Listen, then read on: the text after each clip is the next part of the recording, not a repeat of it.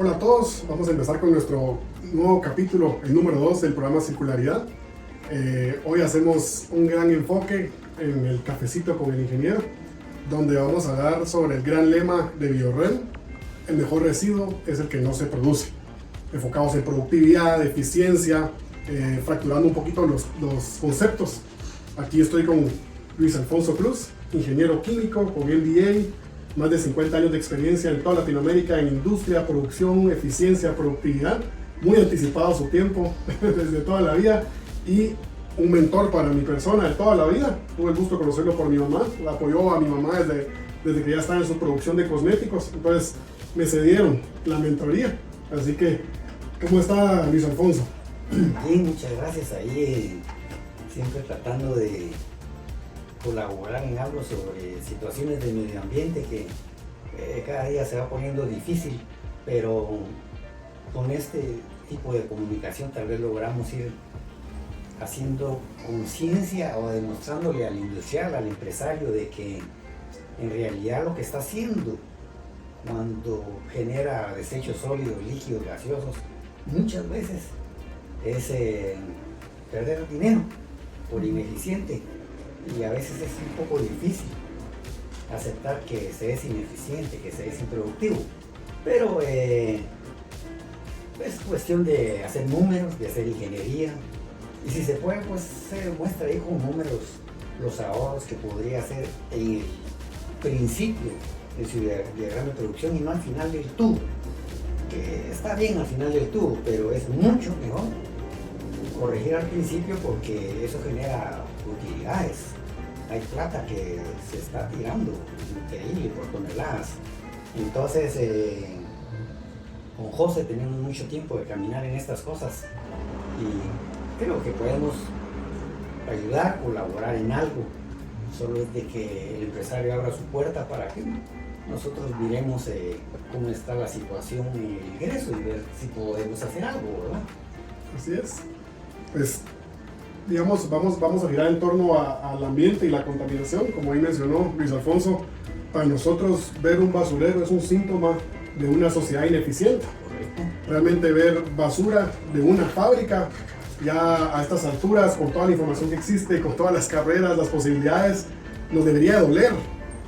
Y no solo por la parte de ambiente, que estamos con el desperdicio de recursos inhabilitando más recursos, que ese es en sí el concepto de la contaminación. Entonces, para poder entrar a esto, tenemos que agarrar el hot topic, que es ambiente, vamos a poner por acá, y vamos a hablar de recursos desperdiciados y cómo la contaminación es un concepto de un recurso que no está siendo aprovechado. Y ahí es donde Biorren va a hablar en sus otros programas de cómo podemos aprovechar recursos. O sea, si ya salió al final del túnel, cómo lo podemos conectar, cómo lo podemos hacer eficiente, cómo podemos crear materias primas. Pero la pregunta que más tiene que importarle a la fábrica, al empresario, es: ¿por qué estoy generando basura en primer lugar? Sí, y todo empieza con basura. Luego, la única forma de pasar de basura a residuos es identificarlos. Sí, porque basura es cuando está todo revuelto, que se me va por un lado y no sé ni qué es. Ahí está, el final del túnel. Entonces tengo que identificarlos, medirlos, ordenarlos, saber qué parte de la producción obedecen, ver quién está generando más residuos, si es producción, qué líneas, y empiezo ya a generar un histórico de información de qué estoy generando, ¿no? Y cuando sé qué estoy generando, puedo crear maneras de empezar a reducir la contaminación por medio de conseguir quién lo ocupa en diferentes materias primas, o cómo hay recursos que puedo hacer más sensibles a ordenar. Y aquí tal vez la única manera de entrar acá es entender que nosotros hemos analizado, y digamos algo muy cultural en Guatemala, al menos, que nuestra cultura analiza ambiente como un costo fijo perpetuo, ¿verdad? Y generalmente las gerencias colocan medio ambiente, y todo lo que sea gasto para cuidar el medio ambiente se le coloca un departamento, cuando realmente ambiente es la consecuencia de la producción. Entonces debería ser un centro de costos de producción asignado a cada línea de producción, como cada quien responsable de su gasto. Correcto, sí. Entonces, si logramos ver así, empezamos a habilitar muchas más oportunidades, porque ves que decimos: el costo me da. O sea, mi producto aguanta que el costo de tirarlo. Pero ahorita que estamos en un tema de cuidar el ambiente, ordenar, tengo que poner gente, tengo que poner compactadora, molino, todo eso va sumando. Y hay veces que todo eso que dice para que el producto se vuelva materia prima, no compensa volverlo materia prima. No siempre la materia prima se vuelve rentable, ¿verdad? Pero lo que sí es rentable es que esa merma o ese subproducto De que lo compramos, lo compramos. O sea, si alguien dice, mire, yo compré esta caja de materia prima y lo que me salió fue caja. Luis Alfonso, ¿alguien le regaló esa caja? No, usted la pagó, Sí. está en el costo. Entonces, tenemos que entender que si tenemos subproductos y si tenemos mermas, al primero que hay que entrarle es a la merma. Luis Alfonso, usted en mermas, ¿qué es lo que usted conceptualiza? ¿Cómo tiene que atenderse las mermas en diferentes ejes, digamos, de una producción? Mire, de esto hay muchísimo que hablar, pero le quiero tomar un tema actualizado. Con el agua residual.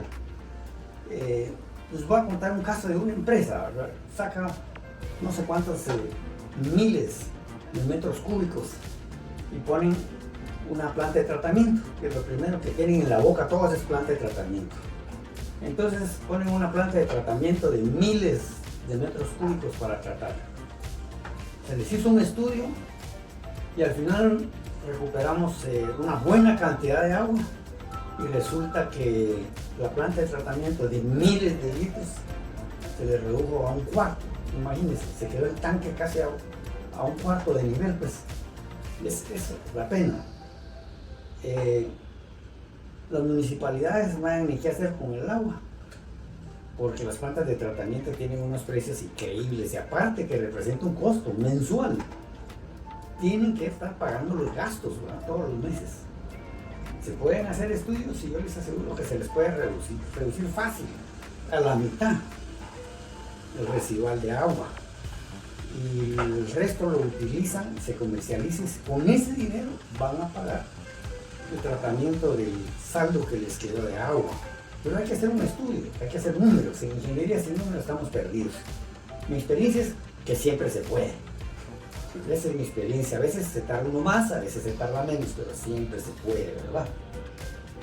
Y como le digo, le puedo contar muchos casos. Tengo el caso de una empresa que el electrolito de las baterías lo tiraba. Y bueno, un platal por años de años, ¿verdad? No le digo 3 años, hablamos de 100 años, unas cosas de esos calibres en casi todas las empresas. Y resultó que con unos métodos sencillos se logró comercializar. Si hacemos números de los miles de litros que se fueron al ambiente, la cantidad de dinero que representó, se asusta uno de ver las cantidades de dinero que han perdido los empresarios. Es de asustarse, ¿entienden? Y muchas veces los ingenieros de planta, los dueños, lo que dicen, siempre hemos trabajado así, entonces no hay quien nos pueda venir a decir qué hacer. Eso está equivocado, ¿verdad? No es que nosotros lo sepamos todo, es que lo estudiamos, esa es otra cosa, ¿verdad? Consultamos. Les quiero contar de un caso de una empresa en Costa Rica, porque hemos visto muchas empresas en Latinoamérica. Ellos se dedicaban a la deshidratación de hierbas para hacer té, a eso se dedican, no se dedicaban, se dedican a eso. Con un aparatito que se llama higrómetro, como de 3 pulgadas. La situación era la siguiente: ponían el quemador a las 6 de la tarde y al otro día llegaban a las 6 de la mañana, lo apagaban y ya estaba todo listo, así lo habían hecho siempre. Con ese aparatito logramos medir, lo dejamos en el interior una noche y se logró medir que alrededor de 3 horas de tener encendido el quemador, ya no había humedad que sacar. Eso quiere decir que tenían gasto de energía por 8 horas. 8 horas, por lo menos. Entonces, hay hubo molestias de unos, otros contentos, porque siempre va a ser así entre las empresas. Un aparatito que en esa época tenía un valor de $100, ahora va a ser más barato. Entonces, esas mediciones son muy importantes de hacer, sacar costos, dinero, para demostrarle al empresario, mire, esto está tirando, ¿verdad? Y no sé si me permite otro caso que les Por favor, yo creo que ese es el objetivo. Sí, otro caso de un rastro. La sangre del ganado venía, la tiraban a un río y ahí se diluía y se iba. Esa era la gran contaminación. Y les preguntamos que por qué era que tiraban la sangre al río, que así lo habían hecho siempre. Yo el ejemplo que le puse, que creo que es bien didáctico lo que les voy a decir, le dije al dueño, mire, usted tiene una persona sentada en el río con un manojo de billetes, con nombre de dólares, tirándolos al río. Porque eso es la sangre del ganado, está tirando los billetes todos los días y siempre lo ha hecho así. Entonces, es penoso, se puede arreglar y muy, muy difícil. Hay que deshidratar esa sangre, puede usar el sistema solar para no gastar en energía y se la van a comprar inmediatamente. Se utiliza muchísimo en alimentación de animales. Y pues así puedo pasar contándoles un montón de historietas, pero nuestra intención ahora es reactivar esto, llevarlo a la realidad, ir mostrando al empresario que nos dé la oportunidad de hacer mediciones y de exponerle algunas situaciones que pueden mejorar para ahorrar plata y al mismo tiempo ayudar al ambiente que nos rodea, a nosotros mismos. Consecuente. Me parece que ese es el camino a seguir, porque hay cosas que verdaderamente duelen.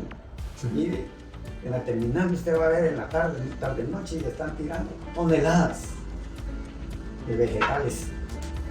Y dice uno, a mí no me parece difícil, pero nada costaría decir, mire, si usted tiene lechuga y vende el 75%, el 25% lo tira, haga 75% de lechuga y ese otro 25% siempre de otro vegetal que le va a generar más plata. Entonces le pegamos al ambiente y hacemos que todos seamos productivos. La palabra es productividad, ahora que está de moda, ¿no? No suban al 10% de los salarios, paguemos por productividad. Dotemos de herramientas que permitan ser 10% o 15% más eficiente, que eso nos permita armarnos de sitio. Todos somos responsables de la contaminación, todos somos responsables del trabajo, tenemos que ser responsables en nuestro trabajo. Y entonces eso tiene un premio que se llama productividad. Y la productividad es una palabra que se representa con dinero. No es una filosofía. Así Es dinero. Entonces yo creo, José, que el camino de Orem, de su empresa, es el correcto.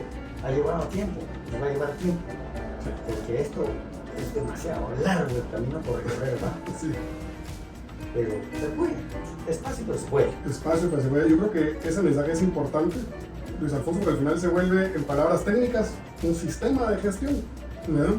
Donde el reto ha sido cómo crear una forma visual de poder hablar con los empresarios, con las gerencias, con las producciones y darles esta visual, entender que están en el día a día, ¿verdad? Entender que alguien puede ser experto en la producción del rastro de ganado, pero si usted le pregunta cómo volver la sangre en comida animal y comercializarla, suena sencillo, pero se vuelve un andamiaje de expertise que se vuelve retante. Y hay veces que decidimos dejar el día a día, el cómo evitar la merma, porque es mucho más fácil enfocar el recurso en producir más. Pero lo que sí es cierto es que la merma a raíz que una empresa produce, si no se gestiona, solamente se incrementa, porque el sistema se somete a más presión. Y es como una tubería, que si usted le mete más caudal y tiene una grieta, se va a desfogar más agua, ¿verdad? Y a mí me gusta mucho hablar en términos de caudales, ¿verdad? Porque al final una empresa, una fábrica, es un chorrón, ¿sí? de residuos. Y está partido en dos grandes familias. Primero, los que son mermas y los que son subproductos, ¿sí? Y luego el segundo eje donde lo repartimos, facturamos el problema, es el quién lo generó y por qué lo generó. Entonces hacemos una matriz de generación.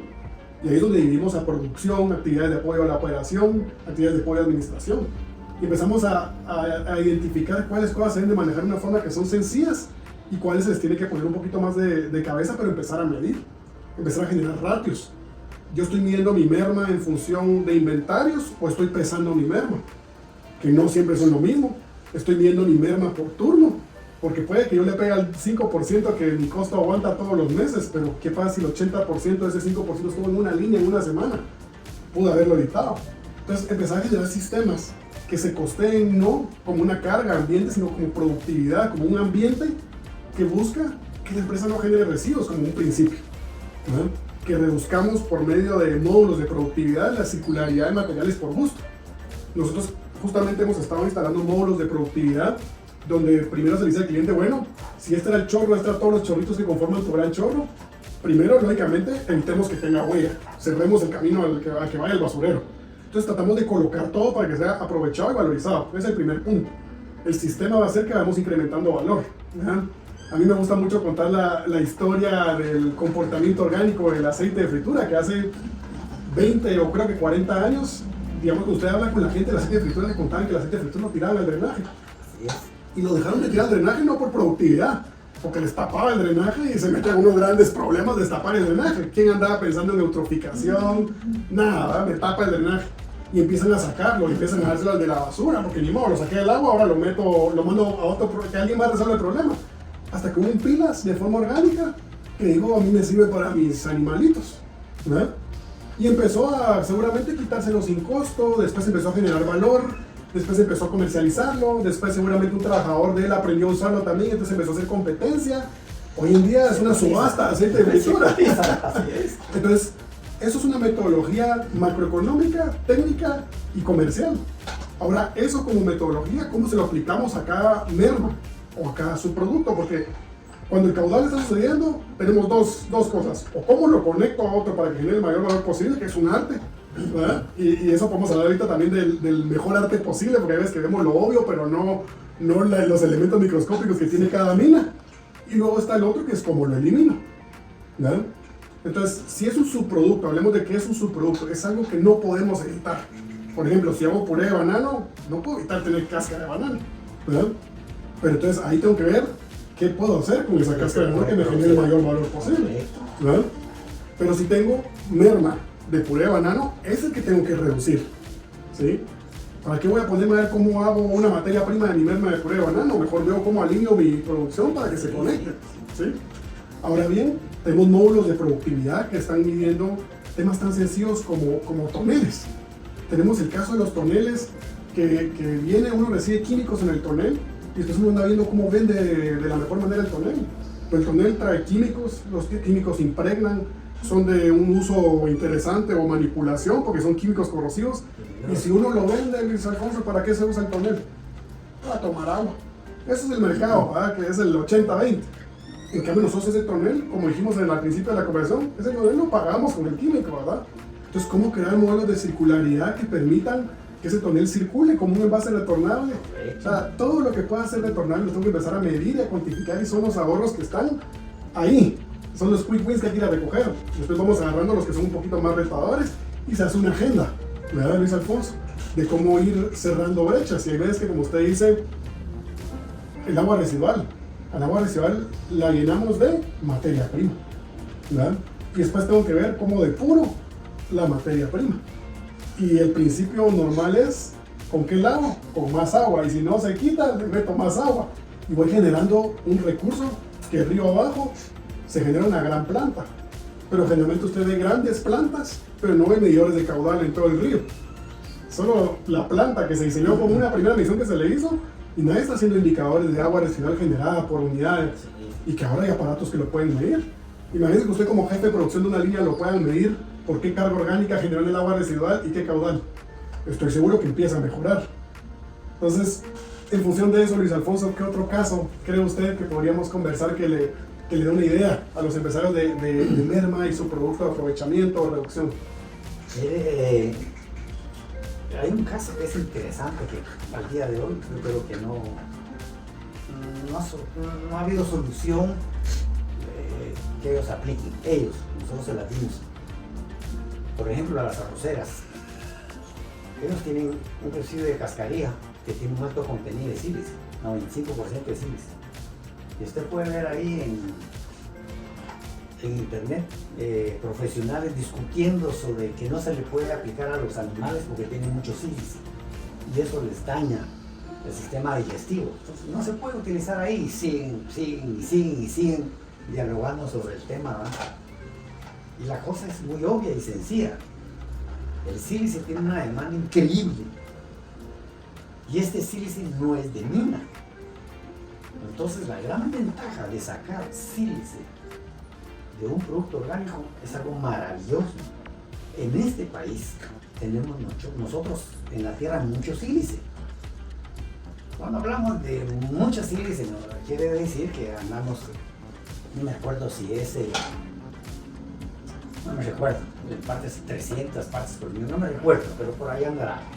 la planta viene, lo utiliza para su tallo, etcétera, etcétera, y llega al grano, etcétera, y sacan el arroz, etcétera, lo limpian y la cascarilla lleva el contenido de silicio. Si nosotros ese silicio lo sacamos a nivel en bruto, son un poco refinados, si ya tiene 98%, les falta muy poco para llevarlo a un porcentaje, no podemos exportar, si no queremos llegar a producir un sílice demasiado refinado, que es el que se está utilizando en transmisión de datos. Pero eso no se puede estar tirando. Sí, produce una gran contaminación en la tierra terrible, ¿no? La puede dejar improductiva donde la tiran por años, no por un ratito de 3, porque eso se hace alitrado, se dice. Entonces, no se utiliza y se sigue tirando, y uno dice incomprensible por qué. Y la respuesta de las otras personas es que no sabemos cómo. Pues entonces hay que estudiarlo, si es sencillo.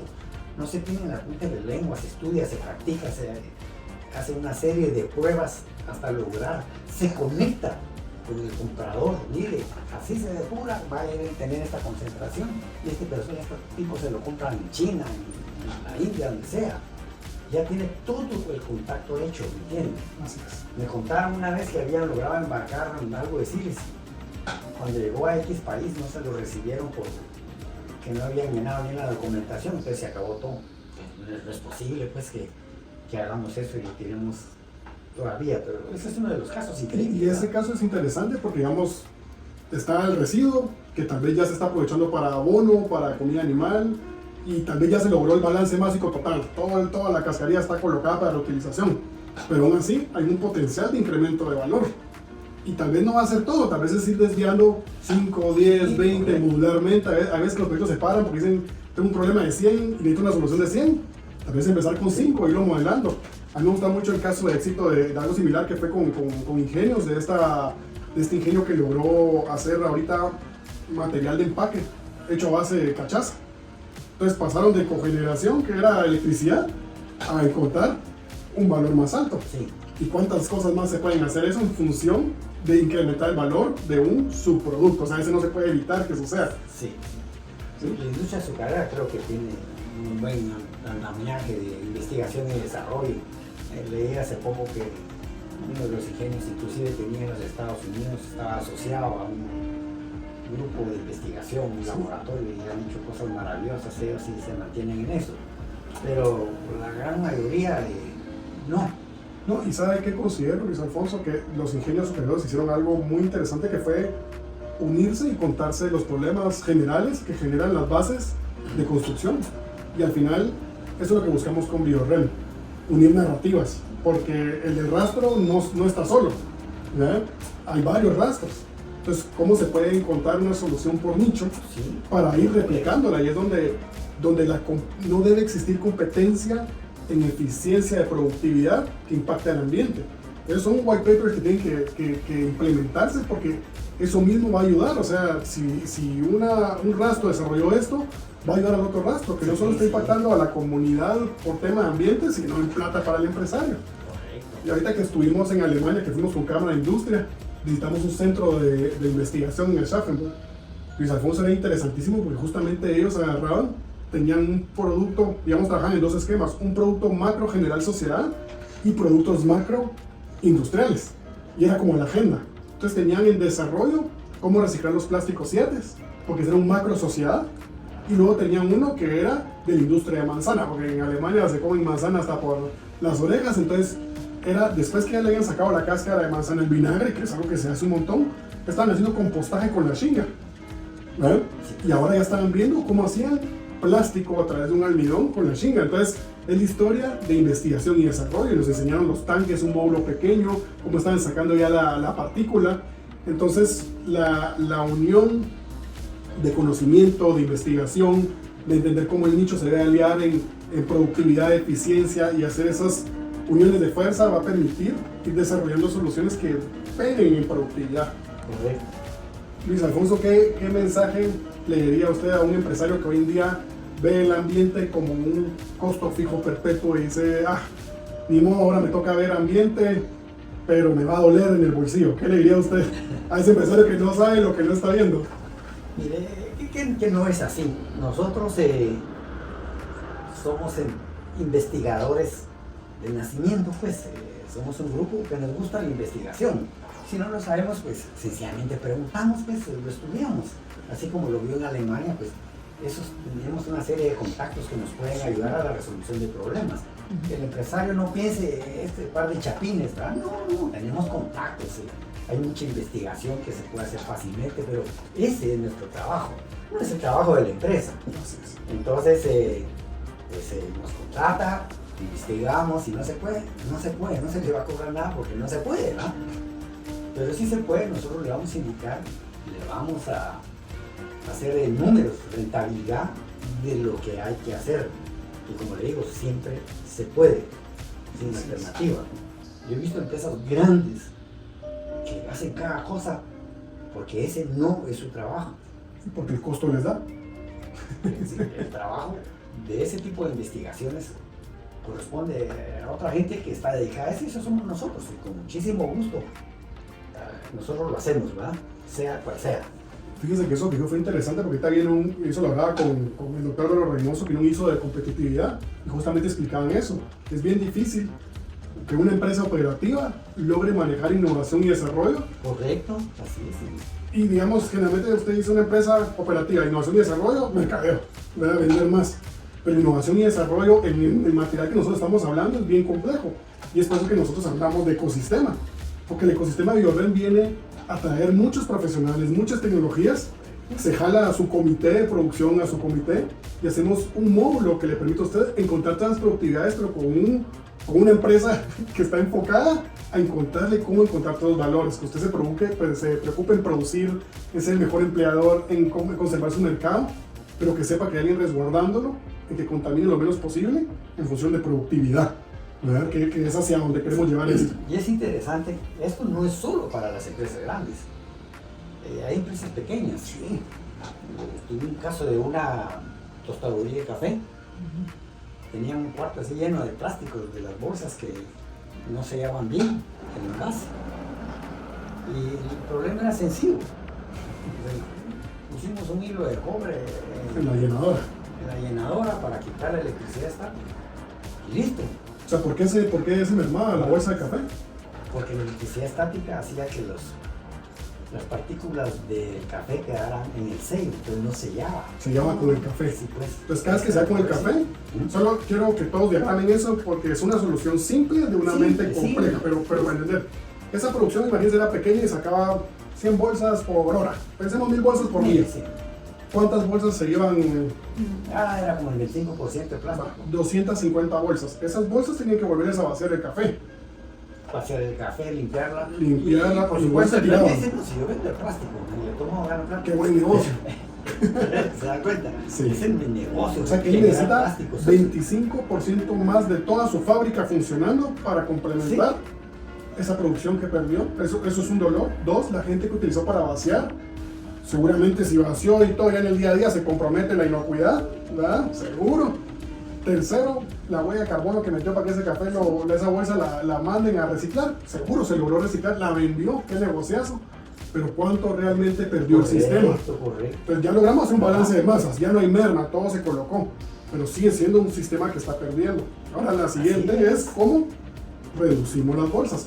Ahora cuéntenos, hizo ese análisis. Y ahora que ya entendimos que lo que pasa es que la bolsa cuando cerrada queda con café, entonces el palito de cobre ordenaba las moléculas y hacía que cayeran de forma ordenada. Y quitaba la electricidad estática del plástico, entonces podía cerrar sin que quedaran flotando las partículas de café que se metían en el sello, que no sellaba.